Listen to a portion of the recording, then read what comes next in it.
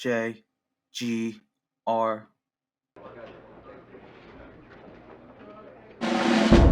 Good morning, JGR viewer. Today we are reviewing the original Medal of Honor and seeing if it's still enjoyable today. But be careful, the FPS genre has evolved a lot since the 20 years since the release of the original Medal of Honor. So, jankiness is afoot, so be careful, and good luck. So, the original Medal of Honor was released on Halloween of 1999, exclusively on the Sony PlayStation, and it's the first game of the Medal of Honor series. Play as Lieutenant Jimmy Patterson of the OSS. If you don't know, the OSS was a predecessor to the CIA during the Second World War. They did stuff like espionage and propaganda for the Allies against the Axis. So, how's the gameplay and the controls? Let's talk about the controls first. The controls are fine. Unlike a lot of other games of its era where they were still trying to figure out how to do 3D controls properly, which led to a lot of jankiness, Medal of Honor does not have that. There's only one weird thing with the controls. Instead of there being a crosshair on screen constantly, you have to press L2 on the controller for it to show up, and then you can kind of move it. Instead of you moving the analog stick to aim with the crosshair, you move the crosshair itself. It's weird, but you'll get used to it if you know what I mean. I also recommend the fourth control option. It's the closest to the standard modern style controls you would expect, and it's the one I use. The only weird thing is that R1 is reload and not the face buttons, which is fine because you'll get used to it by the end of the game. How are the graphics? The graphics are The weapons are blocky versions of the real selves, and the enemies look like action figures.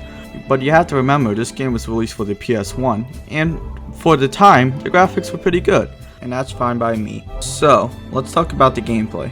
The gameplay's fine, it's enjoyable, and shooting enemies is satisfying. The only annoying thing about the gameplay is that there's objectives. For example, in a modern game, each objective will be a save point, so if you die in between of an objective, you would go back to the last one. But in Medal of Honor, it doesn't work that way. If you die any point in the level, you have to go all the way back to the start.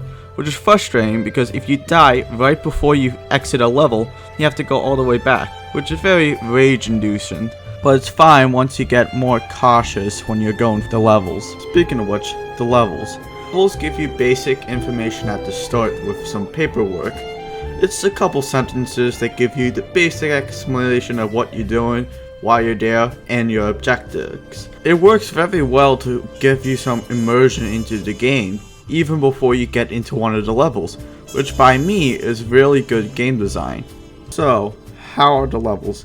The first level is pretty boring. It's your generic French countryside level that every World War II shooter has. To be honest, when something sets the cliche, it isn't cliche. It's when 10,000 other things do the exact same thing. Level 2 is a lot different than that. You dress up as a German officer. You need to get officers' IDs to progress through the level by either finding them or killing the officers to obtain them. But if you don't have these IDs, you can't progress through the level because there's a guard that's preventing you from continuing if you don't have the IDs. But you have to be careful about it. If you kill a guard near an enemy, they'll go to the nearest alarm and try to set it off, and brings a bunch of other soldiers to try to kill you, which makes it harder to beat the level. Which makes it a lot more advantageous to stealthily do things instead of go guns blazing. The second part of the level, you steal some paperwork, get a quote-unquote gift package in a good old gun in a guitar case fashion, just like a gangster. Then you destroy one of the spare trains, so the railway gun can't get towed back to the railroad station. Then you snake your way through a long railroad path until you reach the tunnel, and shoot enemies from afar with your sniper rifle. Continue going down the railroad, getting grenades and destroying German fuel barrels along the way until finally get close enough to the Greta gun to destroy it after killing a couple waves of German enemies. And that's it of level 2. The thing I forgot to say about the levels is that each level kind of has 4 or 3 tiny little chunks to them, so it feels a lot more than just 7 levels. The third level is pretty similar. Instead of you being at a train station, you're at a dockyard, and the only reason you're there is so you can get onto the submarine. And instead of destroying a railgun, you scuttle a U-boat. Scuttle is the fancy term for, oh, I just destroyed this boat intentionally. But it's basically the same as level 2, but it's not so similar that you can notice. which is good because it would be very boring if you can notice that every level is just slightly different than the previous one. In Medal of Honor, all the levels have a unique feel to them, even if the objectives are very similar. So, the fourth level is pretty simple. You go into a Nazi base to destroy whatever in it. I'm trying to kind of skim through the other two levels so we can continue on to the finale, if you know what I mean. But overall, the fourth level is fine. There's nothing wrong with it. But it's a little challenging because you get later into the game, if you know what I mean. Which is fine. The fifth level, you destroy a heavy water facility in Norway. My only complaint with the level is that for half the level, you're in a concrete catacomb, generators and equipment. It isn't until the later half when you actually leave outside into the snow. If you never left outside of the building, it could be anywhere. It could be in Germany or France, not Norway. But there's a little advantage because during the level, some of the soldiers made a snowman, and I thought that was pretty cute. So, anyway, the sixth mission, you go into a German cave that they store all the art of Europe that they stole. Because hey, when you feel old school, payback is stealing all the art, because that's Big Bang. So, it's pretty standard. My only complaint with the level is that there's a lot of enemies with bazookas, and because of the low render distance of the PlayStation, you can't see them. So a bazooka can come straight towards you and kill you in one hit, which can make it very frustrating. So, let's continue on to the final mission. Spoiler alert ahead. Go to this time on screen to avoid any spoilers and go straight to the Raiden of the game. I'll see you there.